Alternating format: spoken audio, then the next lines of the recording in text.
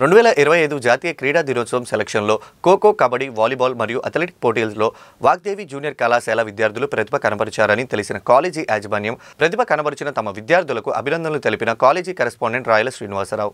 2025 సంవత్సరం జాతీయ క్రీడా దినోత్సవం సందర్భంగా నర్సరావుపేట డిఎస్ఏ స్టేడియంలో ఖోఖో, కబడ్డీ, వాలీబాల్ మరియు అథ్లెటిక్స్ పోటీలని నిర్వహించడం జరిగింది. ఈ పోటీల్లో వాగ్దేవి జూనియర్ కళాశాల విద్యార్థులు పాల్గొనగా అందులో అండర్ 22 విభాగంలో చూసినట్లయితే సుమారుగా 500 మంది విద్యార్థులు పార్టిసిపేట్ చేశారు.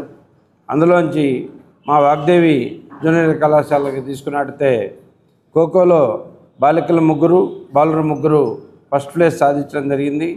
కబడ్డీలో బాలికలు 3, బాలురు 2, వాలీబాల్లో బాలుర విభాగంలో చూస్తే ఫస్ట్, అథ్లెటిక్స్లో బాలికలు 16 మంది, బాలురు 6.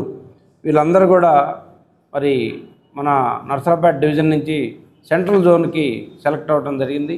ఈ సెంట్రల్ జోన్కి సెలెక్ట్ అయినందుకు ఈ సందర్భంగా మా విద్యార్థులందరినీ కూడా ప్రత్యేకంగా అభినందిస్తూ ఈ నెల 8, 9వ తేదీలో మన నర్సరావుపేట స్టేడియంలో మరి అథ్లెటిక్స్, ఖోఖో, కబడ్డీ, వాలీబాల్ ఈ గేమ్స్ని మరి ఆంధ్రప్రదేశ్ గవర్నమెంట్ తరఫున నిర్వహించడం జరిగింది.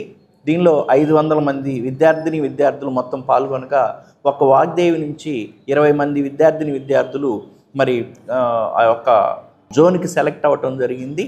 ముఖ్యమైన విషయం ఏంటంటే ప్రతి సంవత్సరం మీరు ఎప్పుడు తీసినా నర్సరావుపేటలో ఒక ప్రైవేట్ జూనియర్ కాలేజీ నుంచి ఇంతమంది సెలెక్ట్ అవ్వటం ఈ సంవత్సరంలో ఇదే ప్రథమం.